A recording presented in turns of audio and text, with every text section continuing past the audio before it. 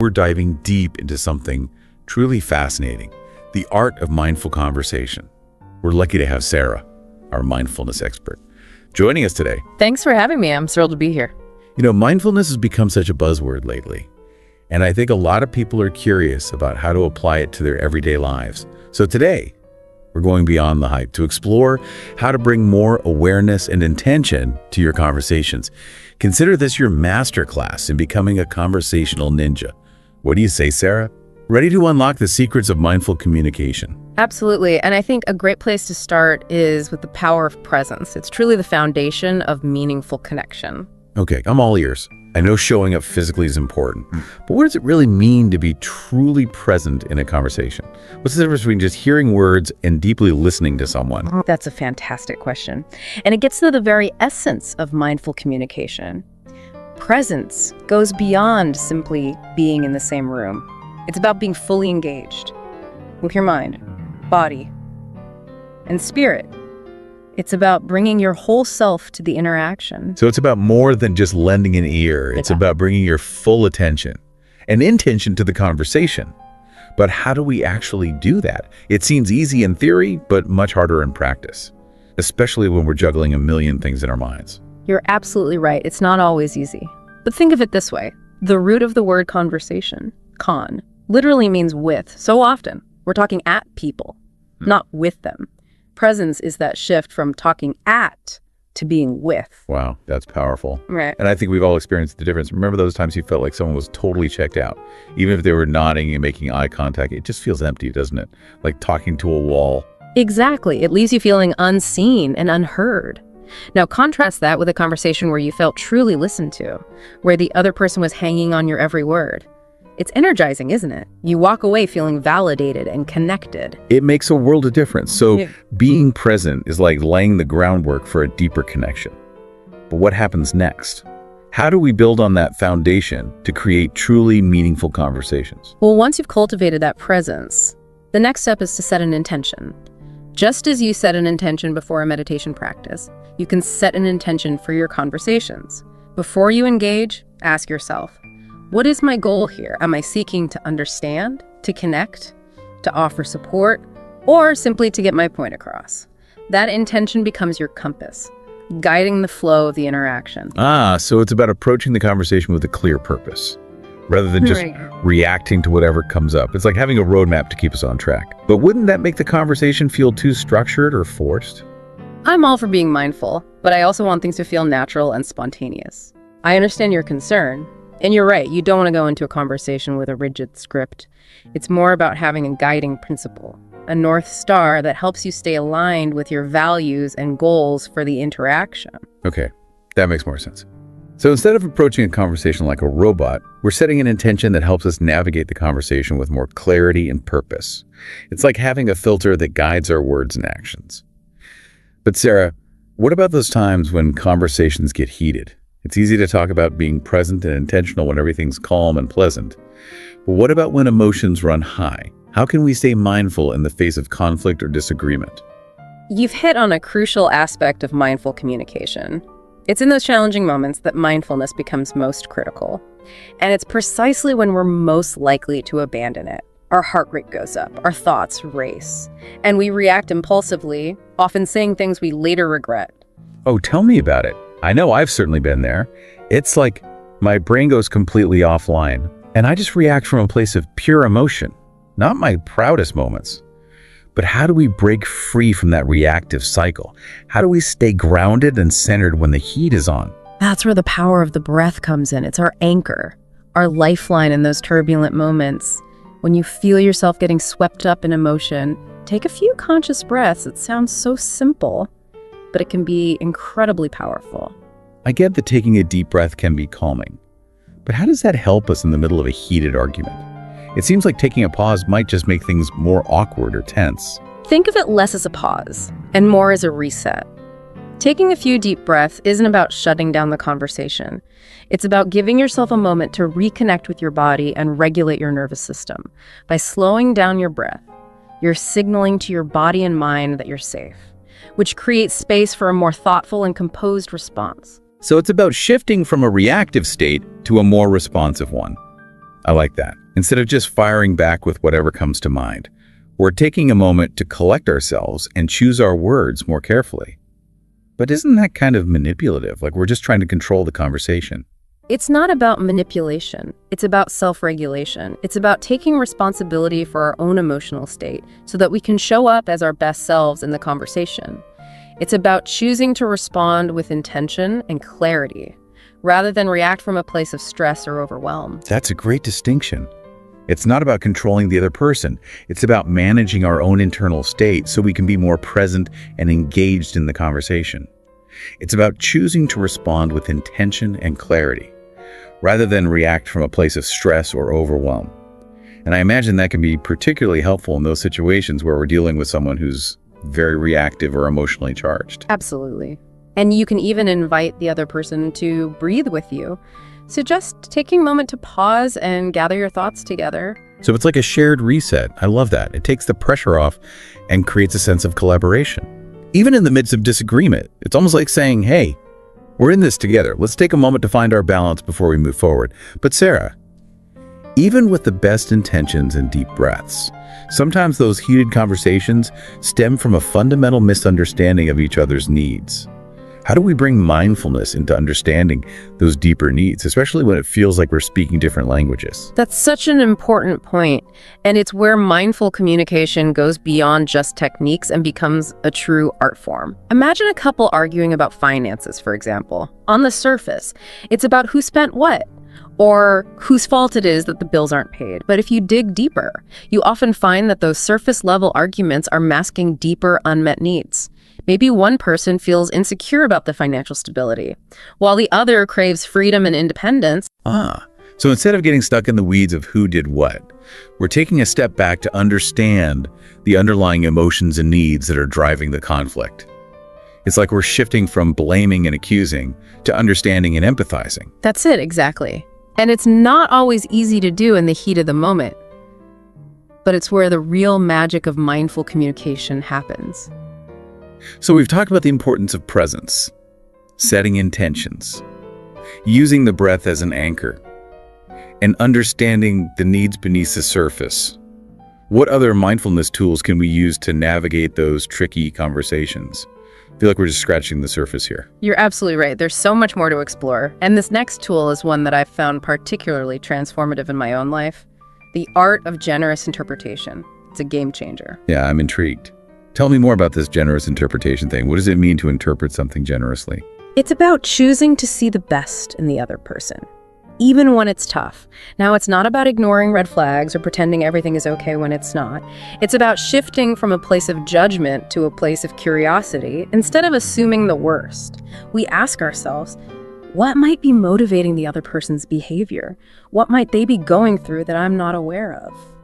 So it's like giving people the benefit of the doubt and trying to see the situation from their perspective, even if their behavior seems hurtful or confusing. But isn't that a bit naive? I mean, sometimes people are just plain wrong, or they're intentionally trying to hurt us. How can we be generous in those situations?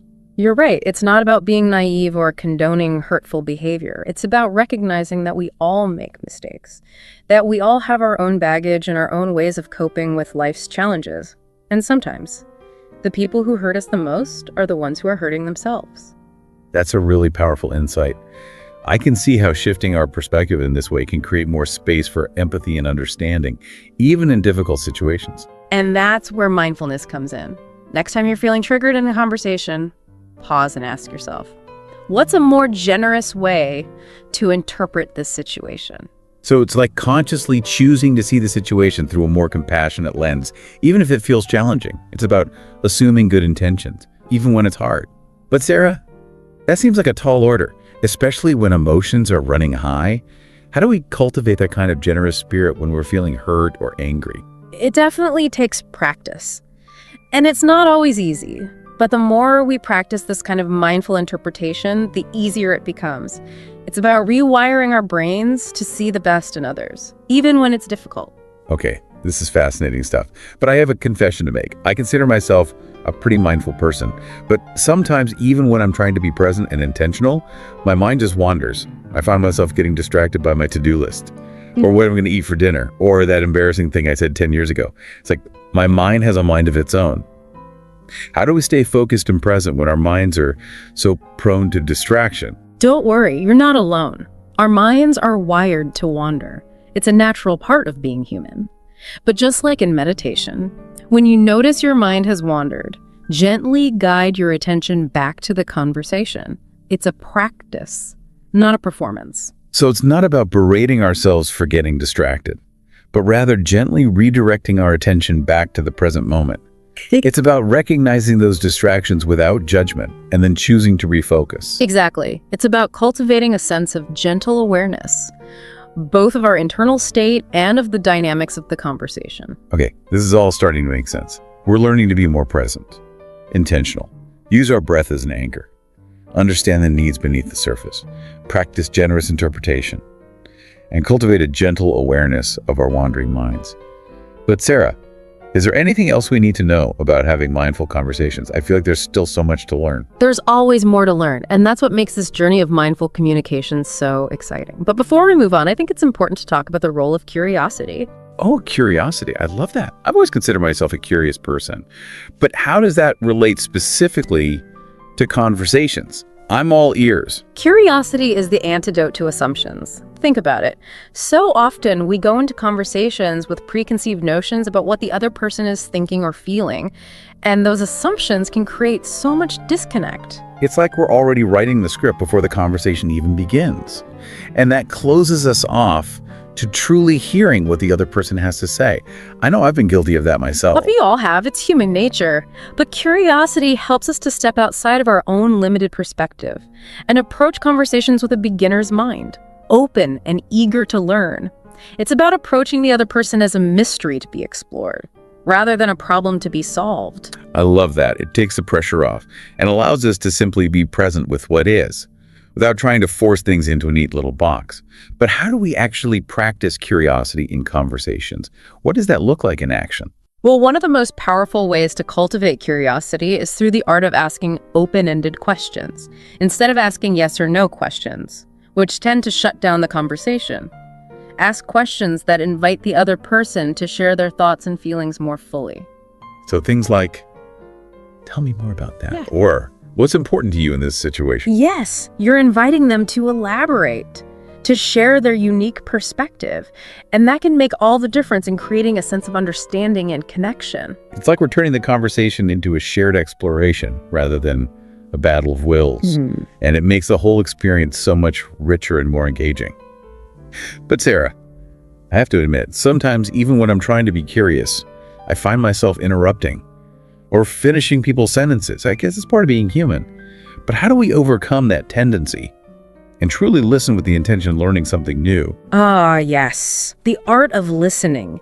It's one of the most undervalued skills in communication, yet it's absolutely essential for creating connection. And you're right, it's something that takes practice. We're often so caught up in our own thoughts and agendas that we forget to truly listen to what the other person is saying. So it's not just about being polite and waiting our turn to speak. It's about actively engaging with the other person's words and trying to understand their perspective. But how do we do that when our minds are racing a million miles a minute? How do we quiet that internal chatter and really tune in to what the other person is saying? That's where mindfulness comes in again. It's about bringing that same gentle awareness to our listening that we bring to our speaking. Notice when your mind starts to wander, when you're formulating your response before the other person has even finished speaking. And when that happens, gently guide your attention back to their words, to the nuances of their voice, to their body language. So it's almost like a meditation practice, but instead of focusing on our breath, we're focusing on the other person's words and presence. And that creates space for deeper understanding and connection. It's like we're saying, I see you, I hear you, I'm here with you. Beautifully said. It's about creating a space of presence and receptivity where the other person feels truly seen and heard.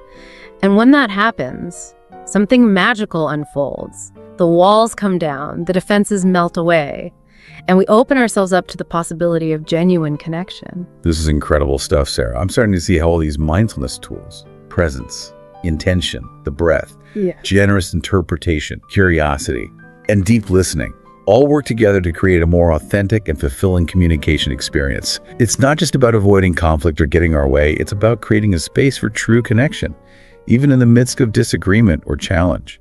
But you know what? All this talk about mindfulness is making me feel a bit tense. It's like there's this pressure to do it perfectly, to be constantly mindful in every interaction. And that feels exhausting. You know, I think that's a really common misconception about mindfulness. It's not about striving for perfection or becoming some kind of Zen master.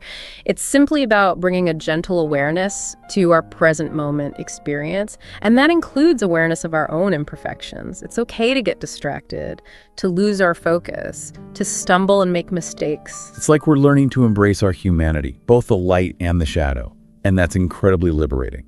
Absolutely. Mindfulness is about accepting ourselves exactly as we are, flaws and all. And that acceptance allows us to be more compassionate and understanding with others, even when they make mistakes. I love that. So it's not about striving for some unattainable ideal of perfection, but rather about embracing the messy, beautiful reality of being human. But Sarah, even with that awareness, I think it can be challenging to stay present and focused in conversations, especially when we're feeling stressed or overwhelmed. What are some practical tips for staying grounded and centered in those moments when our minds are racing and our emotions are running high? Well, one of the most powerful tools for grounding and centering is the body. We often forget that we're not just minds floating in space. We have these amazing physical bodies that can be incredible anchors in times of stress. That's interesting. So how do we use our bodies to support our mindful communication? It sounds a bit counterintuitive. It might sound strange at first, but one of the simplest and most effective techniques is to pay attention to your posture. When you're feeling stressed or anxious, notice what happens to your body. Do you hunch over?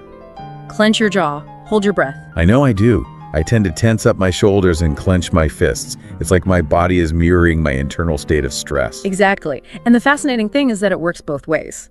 By consciously shifting your posture, you can actually influence your internal state. It's like sending a signal to your nervous system that you're safe and in control. So by simply adjusting our posture, we can actually calm our nerves and create a more positive and receptive mindset for conversation.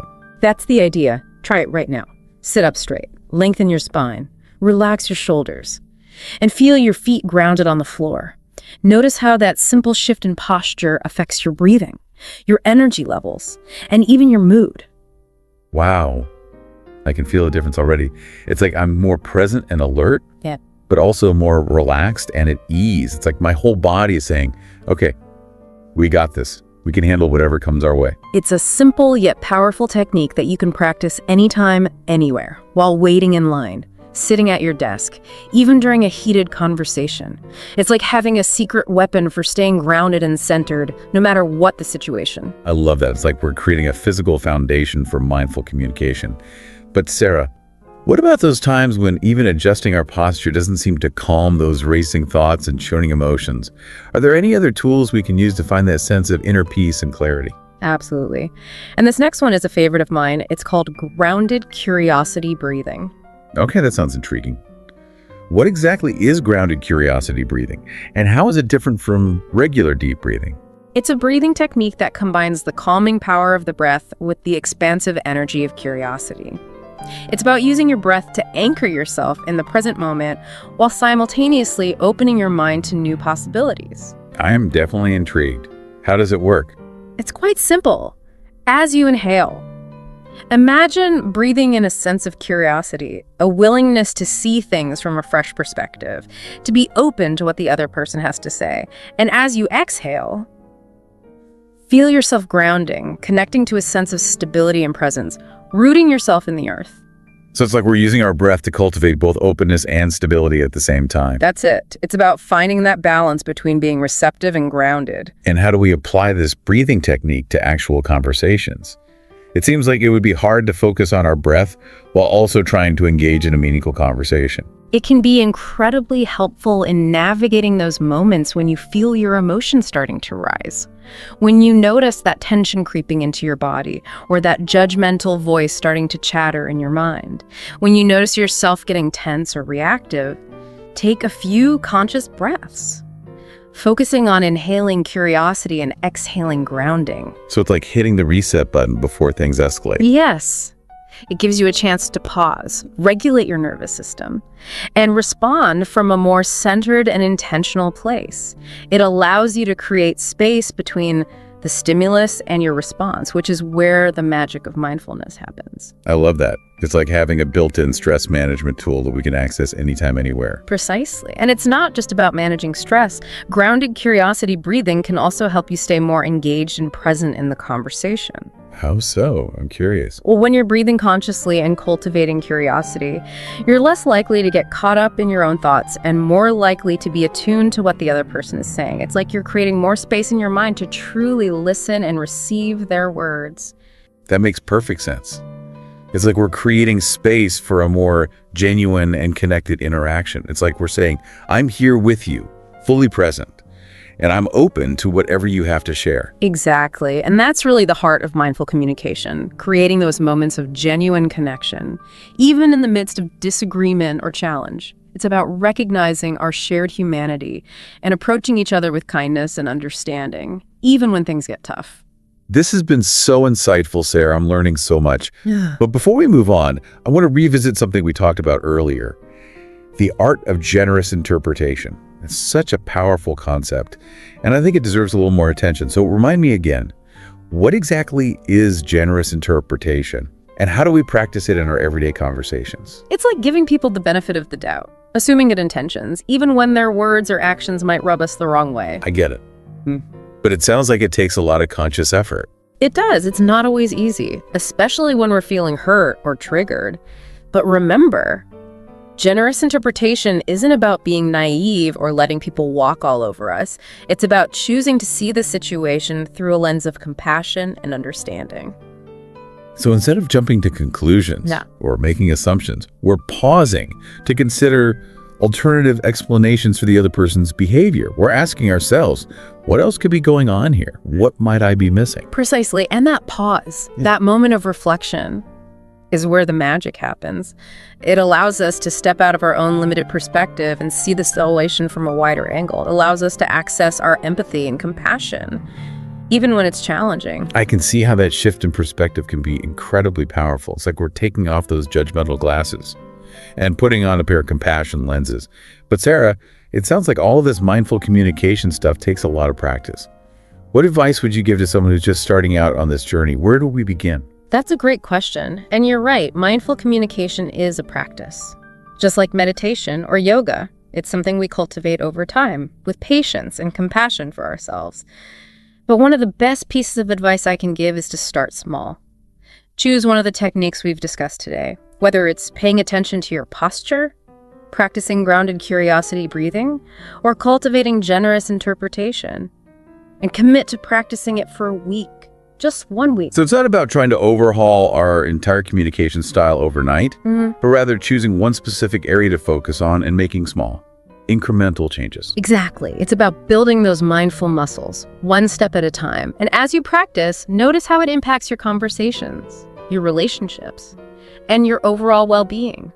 Pay attention to those subtle shifts in your energy, your mood, and your sense of connection with others. That's great advice. It's about taking those small steps, those consistent actions that ultimately lead to lasting transformation. It's like that saying, the journey of 1,000 miles begins with a single step. But Sarah, for those who are really eager to dive deeper into this world of mindful communication, what resources would you recommend? Are there any books, courses, or websites that you found particularly helpful? Oh, absolutely. There's a wealth of amazing resources out there for anyone who wants to deepen their understanding and practice of mindful communication. One of my all-time favorite books is Nonviolent Communication by Marshall Rosenberg. It's a classic for a reason. It offers a powerful framework for understanding the needs behind our communication and finding ways to connect with empathy and compassion. I've heard great things about that book. It's definitely on my reading list. And for those who prefer a more hands-on approach, there are mindfulness-based communication workshops and courses available online and in many communities. These programs offer guided practices and opportunities to connect with others who are exploring the path of mindful communication.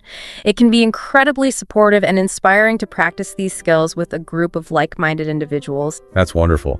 It's great to know that there's a whole community of people out there who are passionate about bringing more awareness and compassion to their communication. It's like we're all in this together, supporting each other on this journey of growth and connection.